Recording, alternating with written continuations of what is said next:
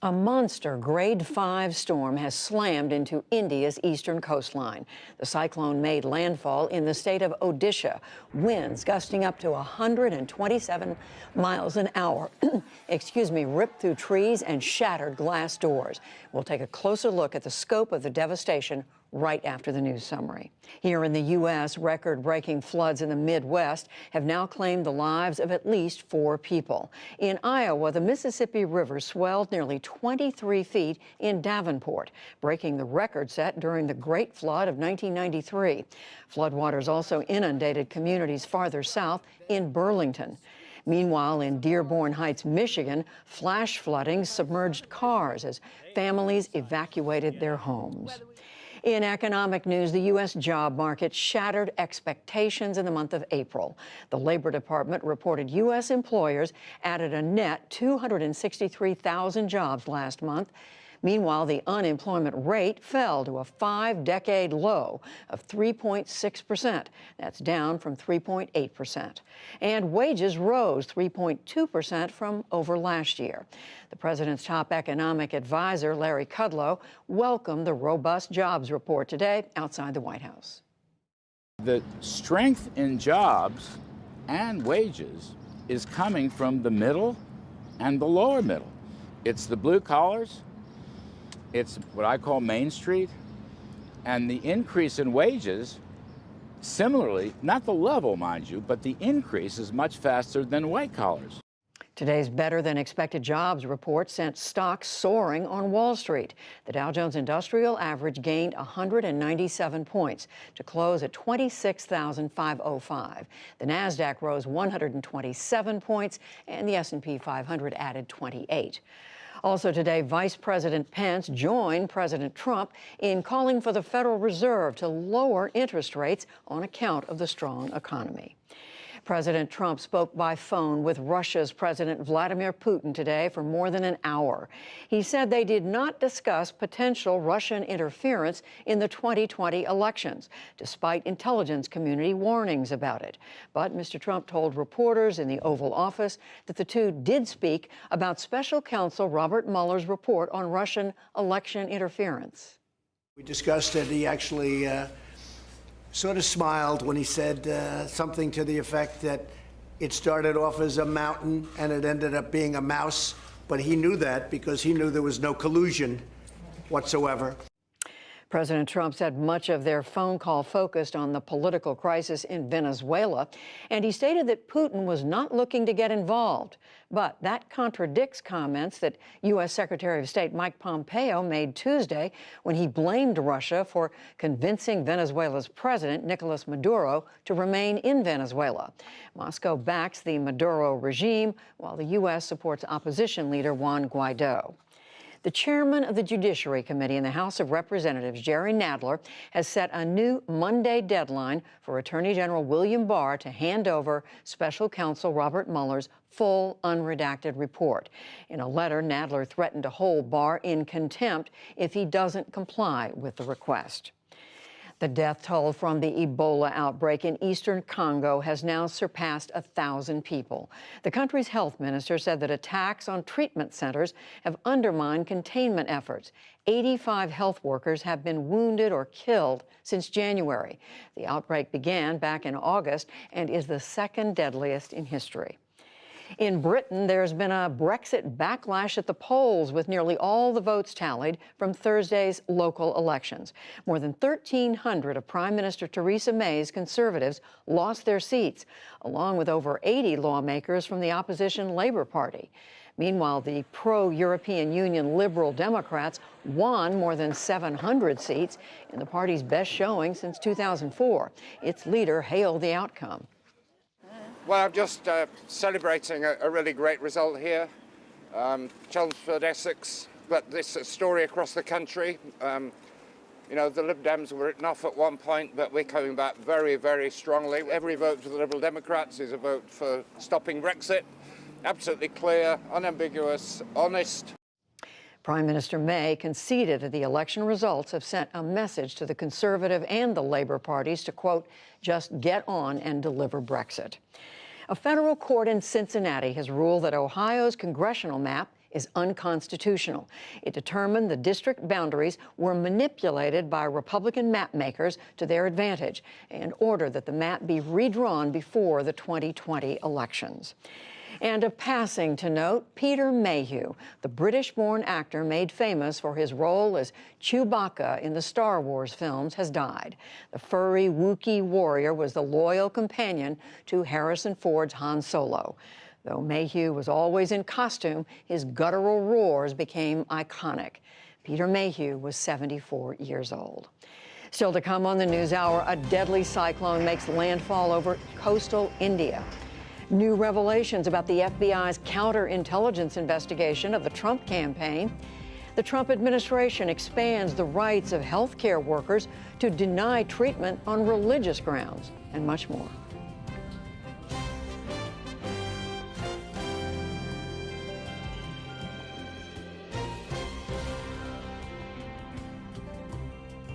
We return now to our top story, the enormous cyclone that slammed into northeastern India today, whipping the region with lashing wind and torrential rain before moving into neighboring Bangladesh. It was the worst storm to hit the area in 2 decades. Cyclone Fani lashed India's east coast Friday with prolific force. Sustained winds of 127 miles an hour battered coastal areas, destroyed homes, tore apart roofs, toppled electrical lines, and knocked out power across the region. This one is the most severe tropical cyclone I've experienced. The storm came ashore Friday morning near the town of Puri as an extremely severe cyclone. It is now tracking northeast past Kolkata and toward northwest Bangladesh. Inland driving wind shattered glass doors and windows at a local college. Gusts even toppled this crane onto nearby houses. Indian officials say unprecedented evacuation efforts have been underway. Some 1.2 million people have been forced from their homes in low-lying areas to 4,000 temporary shelters. The situation is very bad. There are no arrangements. We only have a place to stay. Transit across the region is disrupted as well. Rail lines closed and at least 200 trains were canceled across India, leaving travelers stranded. Since last night, we have been sitting here. We are not getting any trains. We are just sitting, and our money is also gone. What do we do? In Kolkata, the major regional airport closed for a time. In some places, residents have come out to clear fallen trees. Relief efforts are underway with more than 50 rescue teams dispatched. India's Coast Guard is out distributing aid to survivors via helicopter and ship. The Navy, Air Force, and Army on high alert. The most devastating cyclone in recent memory to hit India landed in 1999 with heavy rain and winds more than 170 miles an hour. It killed 10,000 people. With Bangladesh in this storm's path, 60 million people are potential targets. Authorities there have already evacuated 400,000 to shelters. Snigdha Chakraborty is the Bangladesh country manager for Catholic Relief Services. She says the nation faces severe flood risk, especially in low-lying areas. The rains have already started, and the river dikes are getting damaged because of the high rise and the high water. The primary aim is now to evacuate the people to the safest cyclone shelters. She adds the more than 1 million Rohingya refugees from Myanmar who are living in Bangladesh are also at risk. They live in makeshift housing at camps in Cox's Bazar and will yet again have to relocate. They are already living in sort of temporary shelters, although they are strong enough for the time being, but it will also give them a mental kind of, I would say, stress, anxiety that how they will live again. As the cyclone moves northeast this weekend, heavy rain and strong winds are expected to persist.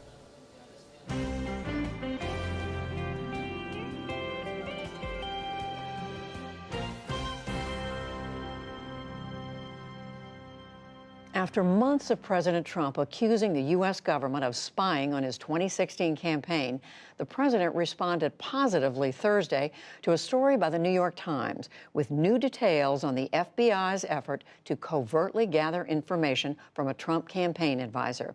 We're joined now by one of the article's reporters. He is Adam Goldman. He covers the FBI and national security for the Times. Adam Goldman, welcome again to the NewsHour. So tell us on what basis it was. The story is all about an FBI investigator meeting covertly with a Trump campaign advisor. Tell us, how did this come about? How unusual was it? Well, I don't think it's particularly unusual if the FBI believes there's wrongdoing and they need to get to the bottom of this. You know, they typically might send in an investigator like this woman in alongside an informant to figure out what happened. And that's exactly what they were trying to do. The FBI was trying to understand, you know, was George Papadopoulos, this foreign policy, this campaign advisor for Trump, you know, in some way working with the Russians. And they thought that because they had received an allegation that, in fact, he was. So they moved quickly and aggressively to try to figure out, before the election ended, was he, in fact, working with the Russians? So what was the basis they were using? What evidence did they have that there was a reason to try to get in and know more about what he was up to? I mean, at its core, the Australian government provided information that that the Russians had essentially made George Papadopoulos a offer, saying they had hacked emails, Democratic emails, and they could help him release them and coordinate the timing of that. And Papadopoulos had told that to the Australian ambassador at the time in London, and that information was relayed to the FBI months later, in fact. And that was the genesis of the FBI's Russia investigation, known as Crossfire Hurricane. Right. And I mean, just in terms of parlance, as somebody who follows the FBI all the time, what's the difference between investigating someone, as they did in this case, and they acknowledge it, and spying on someone, which was the term that the Attorney General used at one point and the President's using?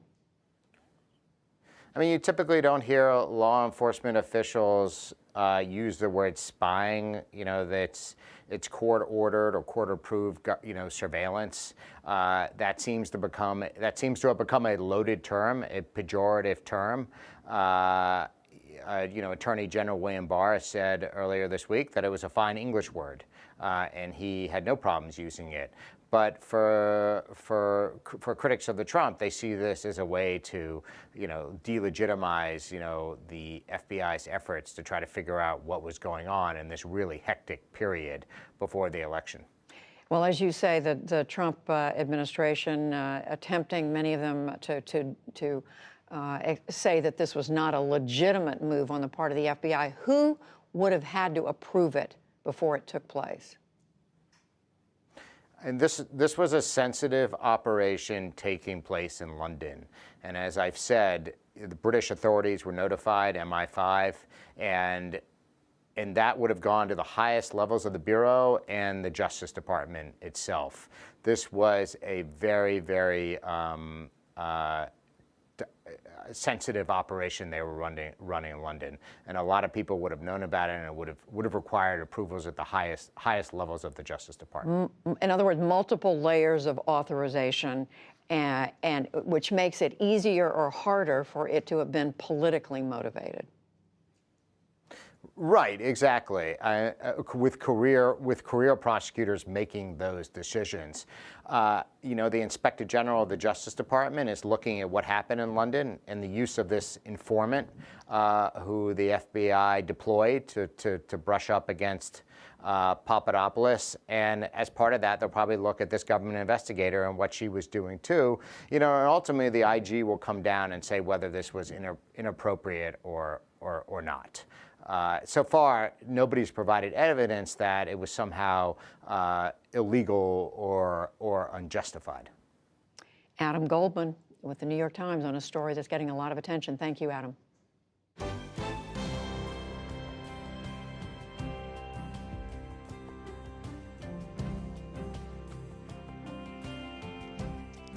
Stay with us. Coming up on the NewsHour, new questions about the relationship between gender and sports.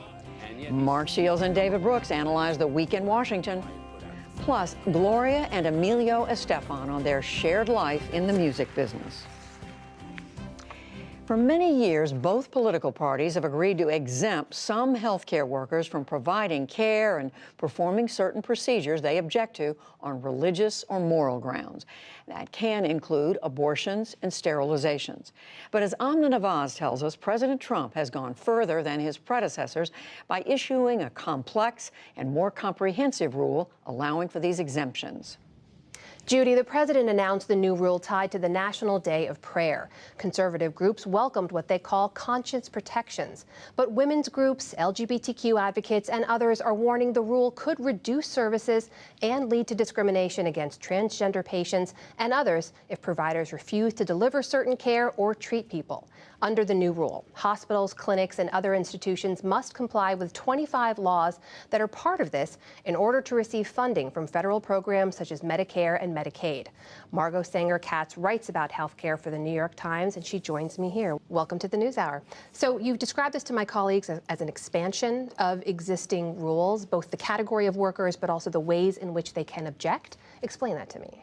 Yeah, so there have always been rules that have protected healthcare practitioners from having to participate in certain kinds of services that they might have religious or conscience objections to. And I think the classic example is a healthcare provider who objects to performing an abortion, say.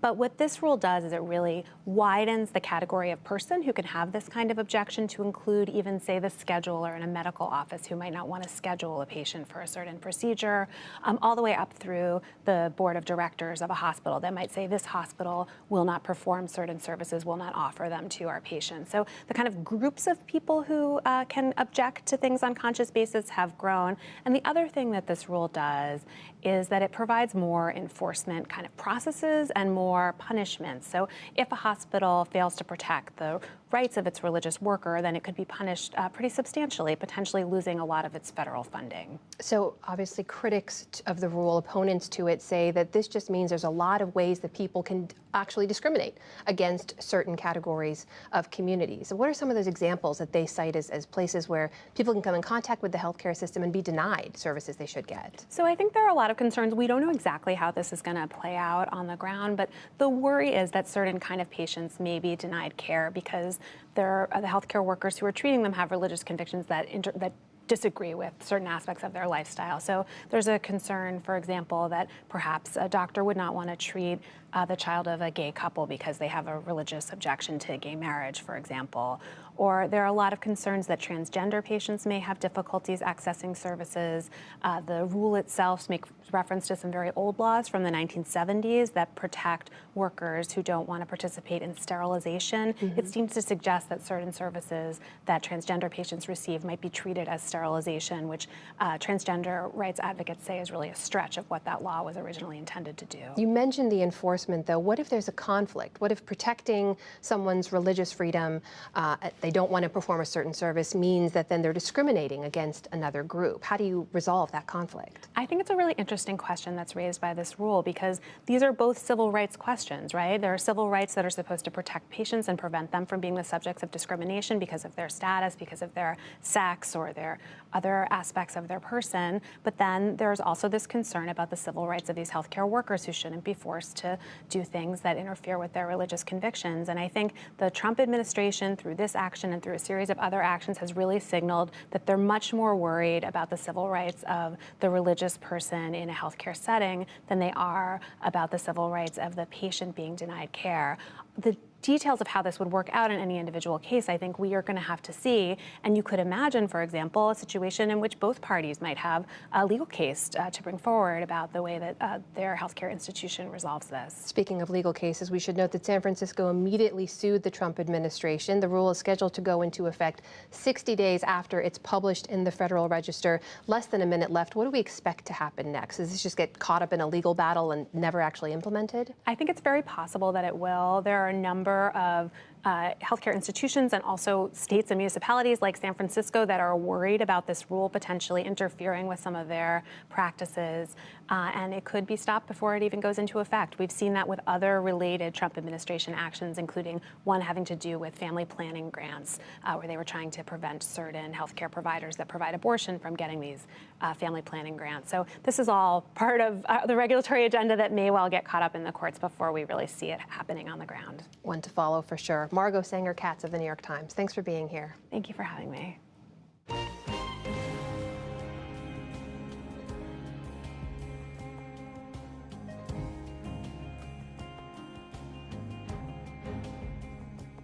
All over the world today, men and women compete in high-level athletics. But to keep competition fair, they almost always compete separately. The world's sporting organizations argue there is a clear, distinguishable line between the sexes. But as William Brangham reports, the case of one female South African runner, Olympic gold medalist Caster Semenya, has blurred that line. For more on Semenya's case and what it means for the sporting world, I'm joined now by Madeleine Pape. She's a former track and field Olympian. She represented her home country of Australia in the 2008 Beijing Olympics and in other international competitions. She's now working on a sociology PhD focusing on gender at the University of Wisconsin-Madison. And Christine Brennan. She's a sports columnist for USA Today and a regular guest on the NewsHour. Thank you both very much for being here. Thank you, William. Madeleine, to you first. You have raced against Miss Semenya, and you have a sense of how fast and what a remarkable athlete she is. What did you make of this ruling saying if she wants to keep racing, she has to start taking drugs to suppress testosterone? I was disappointed with the decision by the Court of Arbitration for Sport. I think Caster Semenya has really been on a journey over the past 10 years since we first saw her compete on the international level. And the sport as well has been on a journey. And I think contrary to how this is being represented sometimes, there actually is a great diversity of opinion about this topic. And a lot of people have changed their views about sex and testosterone. So I was really hoping that Semenya would be the athlete that put an end to these kinds of practices in sport, and that the Court of Arbitration for Sport would make a ruling that reflected the journey that we've been on as a sport since 2009. What is it you think that the court specifically got wrong? Look, it's difficult to say because we don't have a full account of how the court made its decision. I think there are some questions, though, that remain unanswered. For example, why is it that these rules apply to the 1,500 metres and the mile, even though the court acknowledged that the IAAF doesn't actually have scientific evidence to illustrate a relationship between testosterone and athletic ability in those events? So I think that has gone unanswered, and I also think there has to be more discussion of the scientific debates that continue to surround this idea that testosterone has a clear relationship to athletic ability. That scientific discussion is ongoing, as we've seen in the last few days.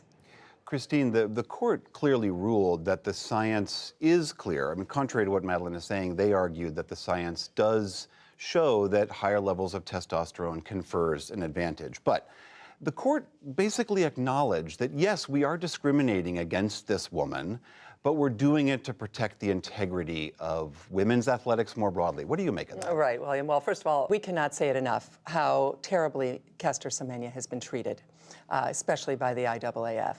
This is a woman who is so important in her country, obviously a woman of color in South Africa. We know our history there. And for her to be dragged through 10 years, basically, of uncertainty when she was born this way is astounding, and the lack of leadership there is remarkable. Having said that, this is a conversation that I think we're going to be having for the next 30, 40, 50 years. A conversation about exactly, well, one, the level of testosterone that we would like to see allowed in women's and girls' sports. Whether, of course, with Caster Semenya, she was born this way, but it easily morphed into... It's crucial to keep saying Absolutely. this, that she did nothing to change. No. This is how she is. And I have written columns defending her. Absolutely. But the important point is there is a larger conversation. And this may well be, as a journalist covering the Olympics now for 30-some years, this may well be, William, a story that then jumps into the world of transgender participation in sport. This is a topic and a conversation that's going to be discussed at dinner tables. It's going to be discussed in supermarkets. What we want in terms of girls and women's sports, we've made the classification that girls and women's sports are different than boys and men's sports. We have made that classification. So now how do we then pursue these issues, especially at a time where we're looking at this science? And I think that's why this ruling was important. And discrimination, again, against Caster Semenya is so unfortunate. There is a larger pool here to also look at and to wonder about discrimination against those athletes.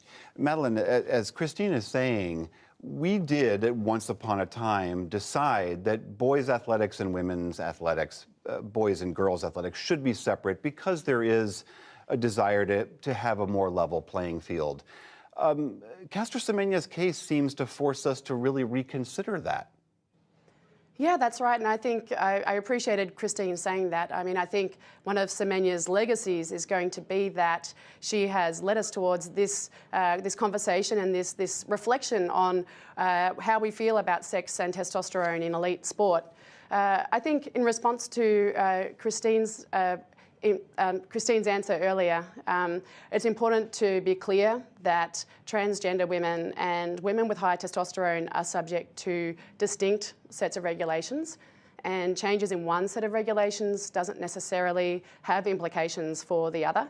There's no doubt that we have to have a larger conversation as a sport about the place and the rights of transgender women who haven't been given a fair hearing in terms of it being a compassionate and informed conversation. But I do think that women with high testosterone need to be judged on their own terms, and that people shouldn't be bringing their feelings about transgender women into this conversation. And I think we can all agree that we have women's sport as our top priority, and we want what's best for women's sport. We may disagree on how to get there, but we all want what's best for women's sport. I take my lead on this issue from the Women's Sports Foundation here in the United States and advocates like Billie Jean King, who have come out in support of Caster Semenya and who are encouraging us to see her contributions to women's sport as a positive and something that we should celebrate. Christine, in elite sports elsewhere, I'm thinking of Usain Bolt, LeBron James, Simone Biles, Michael Phelps. Those people are, of course, extraordinary athletes, but they are also near physically perfect for their particular sports. Mm-hmm. We don't look at their abilities and think of it as an unfair advantage. We just think of it as part and parcel of their greatness. Why do you think we think of Caster's case differently? Yeah, we haven't made a classification for many of those categories that you just described. For example, Michael Phelps' feet, like flippers, certainly helped him win all those gold medals. And his enormous wingspan. Exactly, and his torso. So if we had a classification for foot size, and I'm not, I think you know me well as a journalist, I take this very seriously, so I'm not making light of this, but if we did, then Michael Phelps would be in a different category than some of the other swimmers. But we don't do that. We have decided, society has decided, our culture, William, has decided to make categories for men's and women's sports and separate them. We basically have segregation. Now, by the way, transgender rights are hugely important to me. And I think it must be said, because anytime you delve into what, as I said, is a complex conversation that's going to be going on for a long, long time, you want to make this crystal clear. I, of course, support transgender rights. I absolutely do. The question is, what are we going to, what do we want to see out of women and girls sports? And is there a limit on testosterone involving participating in women's and girls sports? And we have seen, for example, with the NCAA and the International Olympic Committee and others, they say if you are going as a transgender person, and again, Caster Semenya is not transgender, but to take the conversation further, if you are transgender and you are a woman, then you need to take some hormones so that your testosterone level is lower. We have seen leagues say this.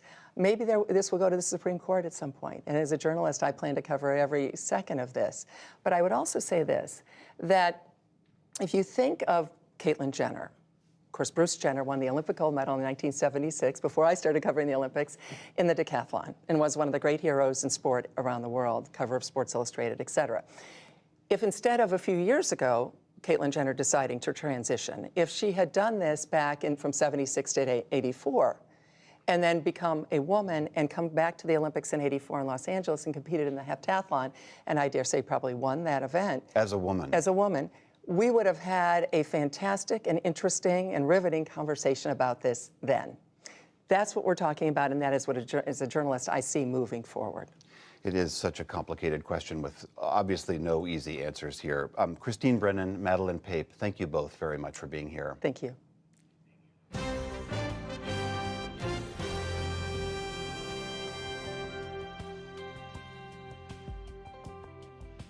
From the Attorney General's testimony in front of the Senate Judiciary, his refusal to appear before the House committee, and a growing 2020 field, it's been another busy week in Washington. Here to assess it all are Shields and Brooks. That is syndicated columnist Mark Shields and New York Times columnist David Brooks, who's joining us tonight from San Francisco. Hello to both of you, David and Mark.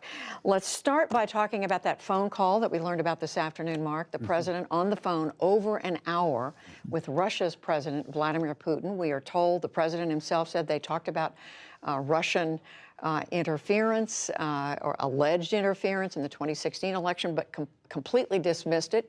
He said the two of them agreed that the Mueller report was a waste of time, in so many words, and that the whole Russian belief that the Russians did anything wrong was a hoax. Well, the president has ended the discussion. That's it, Judy. I mean, it's over. I mean, ignoring the findings of the CIA, of the NSA, of the intelligence agency, the Center for National Intelligence, former Ambassador Dan Coates, the Director of National Intelligence, all of the American agency, including General Jim Mattis, the Secretary of Defense, and Secretary Pompeo, Mike Pompeo, when he was CIA Director, all concluded that Russia had interfered. But when asked by Kristen Welker today, did you talk about meddling? And part of Russia, the president accused the NBC correspondent of being rude by asking such a question. So that's where we are. David, I mean, does it undermine what Robert Mueller did, that the president continues to say this whole thing was a hoax? Well, it certainly undermines American democracy. It's like having a conversation with the Japanese emperor in 1942 and not mentioning Pearl Harbor. It was an invasion of this country, an invasion of our democratic process, and every American in our country except one understands that. And so Trump wonders why people investigate the idea of Russian collusion and the idea that he's somehow tied to Russia in some nefarious way. Well, this is why they do it, because in public and in the way he conducts himself, he acts like someone who is in collusion with Russia. And there was probably no collusion, but he certainly acts that way. And you just wonder a few things. You wonder what Putin is thinking when he doesn't get challenged, when he does something like this. And then you wonder what exactly is the motivation here. Does Trump just like Putin personally? Is there an actual strategic thought behind these decisions? It's kind of baffling. And we are told that it doesn't appear the president brought up any concerns about the Russians interfering in 2020, which, Mark, as you said, other officials have said. But, I mean, somebody who was before the Congress this week because of the Mueller report was the Attorney General, William Barr. Mark, he spent hours answering questions before the Senate Judiciary Committee. It was very contentious when Democrats were asking questions, but he held his ground. He said he defended the way he handled Robert Mueller's report. And this came just hours after we learned that Mueller had stepped in to tell the Attorney General he didn't like the way the report had been characterized. That's right. Judy, I have to say that the Attorney General finally, the president got an Attorney General he wanted. This is what he's been asking for, that Jeff Sessions failed the test of the loyal counselor, the apologist, the defender, and all-out defender. I mean, he even ascribed the president's interventions or attempts to get people to do things, to make calls, to fire people, as just the innocent act of somebody frustrated. Not in any way nefarious or double dealing. So that's what he did. And now he's not going to appear before the House. I would say as long as this feud goes on, as it's Bill Barr against Jerry Nadler, the chairman of the House Judiciary Committee, it's exactly where the White House wants it to be. David, what did you make of the Attorney General this week before the Senate? Yeah, I thought it was best expressed by a piece by Benjamin Wittes, who's a legal expert in The Atlantic. He said he didn't see any sign of perjury. that he didn't lie, as Nancy Pelosi claimed, but he'd spun. And so everything he said was shaded in the direction to make Trump look good. And if there was one thing we needed right now, and one thing we need, it's people being honest, people who you can actually trust, who are not just spinners. And the job of Attorney General is not like the other administration jobs. It's supposed to have its own independent loyalty to the law and to the agency. And when you become just another spinner for the president, then you're undermining your relationship to the American people, you're undermining your defense of the agency, and you're subtly undermining law. And so I would have loved to just get out there and say, here's the facts. You can trust me. I'm telling it you straight. He didn't tell it straight. He withheld when he wanted to. He sort of sidestepped things. He was just another press spokesman. And this all seemed to play in, Mark, to what appears to be a seriously deteriorating relationship between Democrats in the Congress and the administration. As the Democrats seek more information, they want to investigate what comes out of the Mueller report. The administration, the Trump White House is saying, no, we're not going to turn over documents. We're not going to let you interview people. What are we headed for? I mean, as David just mentioned, the Speaker of the House, Nancy Pelosi, was comparing what the president is doing to Richard Nixon. Yeah, I mean, that the Attorney General was deliberately misleading, deliberately unclear, nobody can argue. I don't think there's any question about that. As far as deteriorating relations, Judy, I mean, the Democrats have the House, the Republicans have the Senate, and the election is some 14, 15 months, 16 months away, and it's politically fraught. Make no mistake about it.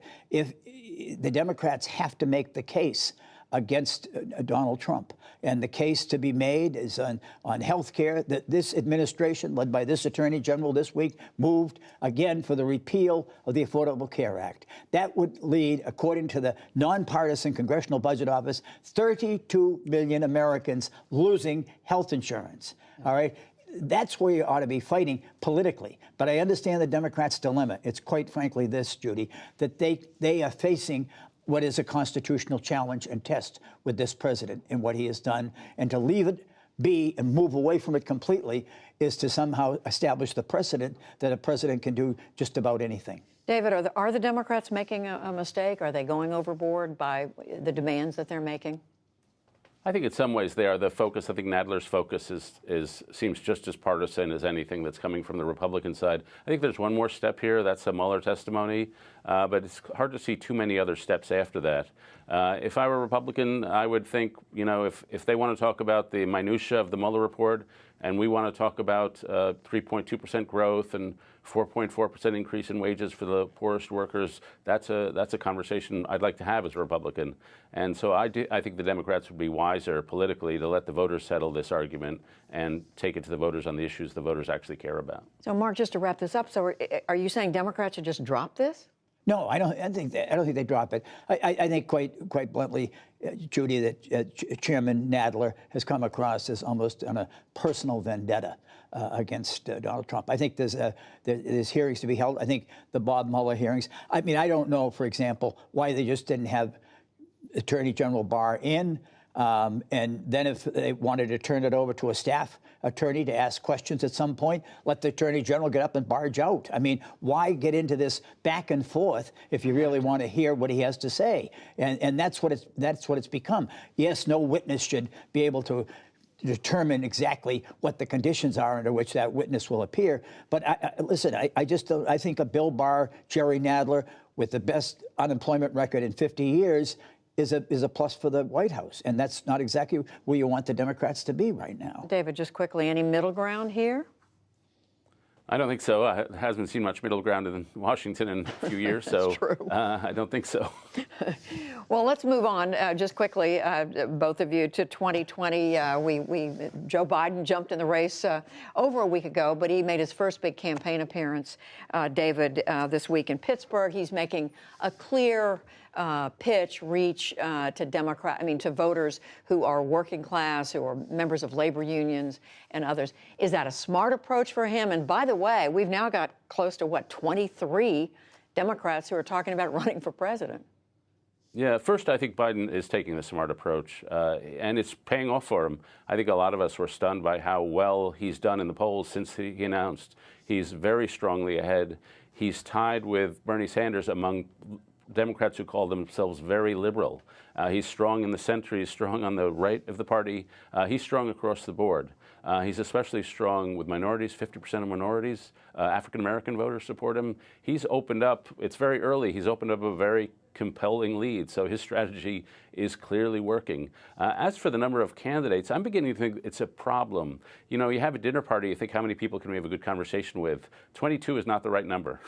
And I think if we have that many candidates, first, they're going to have to do desperate things to win attention.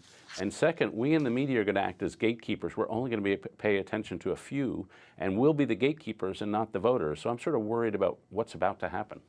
What about that? I want to ask you about Biden, but also about this notion that there are so many candidates who are making a serious run.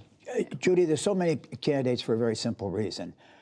In the last Gallup poll before the election of 2016, the first time in American history, both candidates were rated personally unfavorably by the voters. Donald Trump was 36% favorable, 61% unfavorable. He had never served a day in public office, either in civilian or military life. He had no experience, and he won. An unpopular man. I'm a congressman, 3 terms. I'm a county commissioner. Why shouldn't I run? If I could be one of the 2 people on the field against him in November, I can beat him. That encourages all kinds of people who never thought, quite frankly, of running in the past to run. David is right. The idea of the press being the gatekeepers is a rather sobering and unreassuring prospect based upon the great job we did in 2016 with Donald Trump in particular. So I think that's a problem. The other problem is that somebody could win in that big a field with 33, 35%. And never have to worry about getting to a majority. A lot less than 50. A lot less than 50. If you've got a solid 30, then that's a problem. But you know, it will winnow out in a hurry. We won't have 23 in Iowa, and we sure as hell won't have more than 4 or 5 at the max 4 after Iowa. So I'm confident in that respect. All right, 30 seconds. David, do you think we're going to be down to 4 or 5 by Iowa? No, I don't. I think we're going to have many. And let's just respect the office of the presidency. It's an impossible job. You should have the preparation of a Bob Dole or a John McCain or you know, somebody who's been around John Kennedy before you step into that job. There should be a ladder leading to that job. It's not a novice first job for anybody. That rules out several of the folks who are running. We won't name any names, but it does rule out a few. And it rules several in. It does rule several in. David Brooks, Mark Shields. Thank you. Thank you.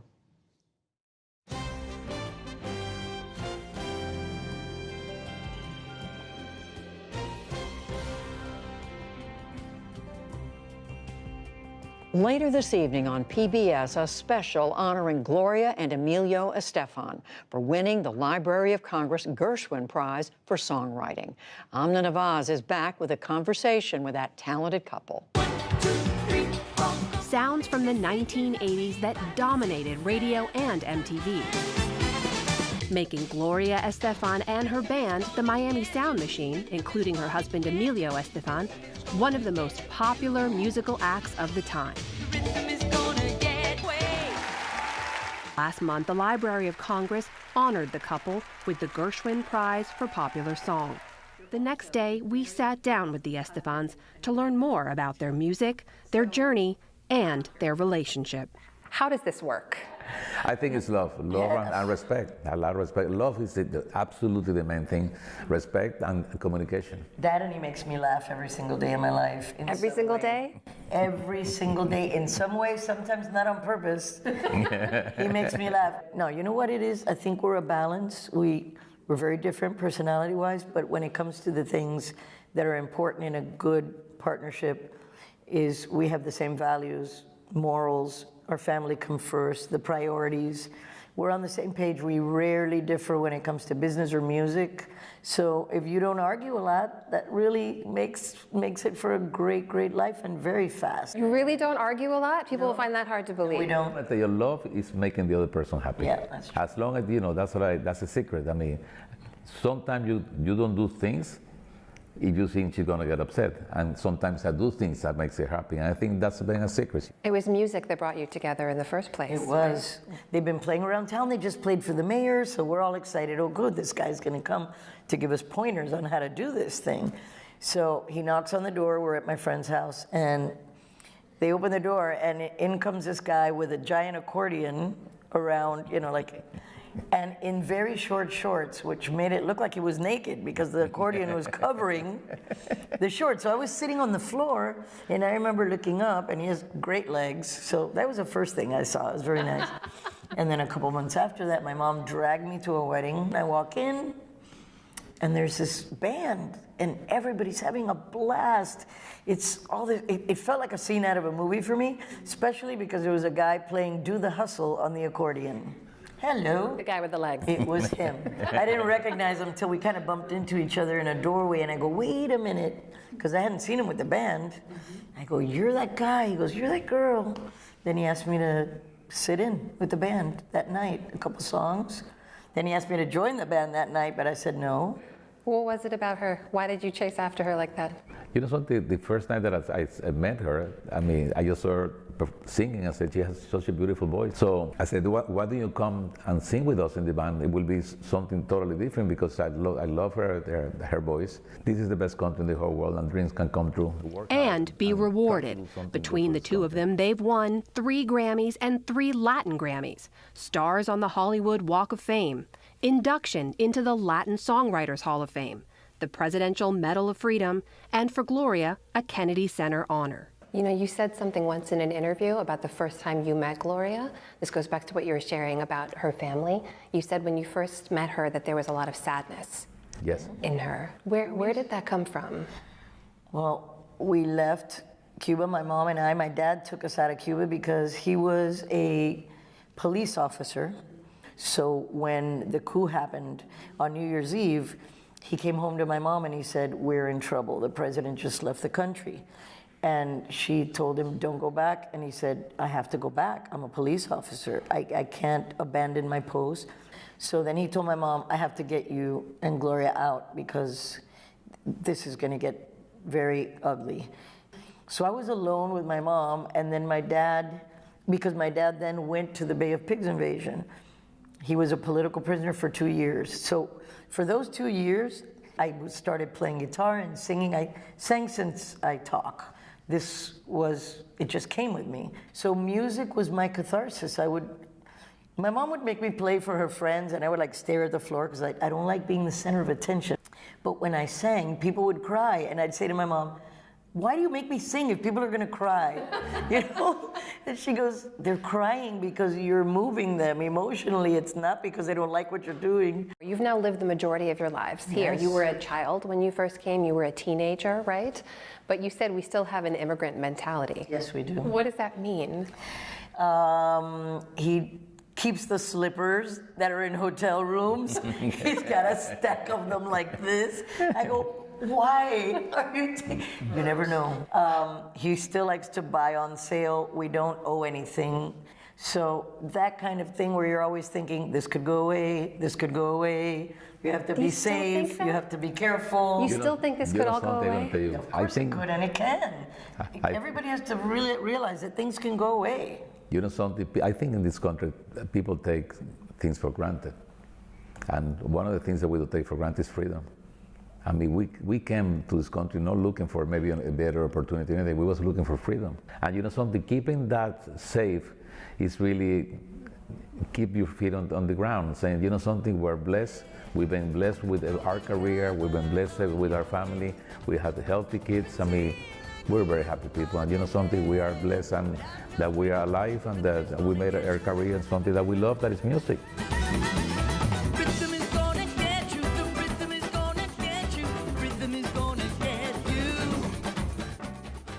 What a great interview. You can see tributes to the couple tonight right here on PBS.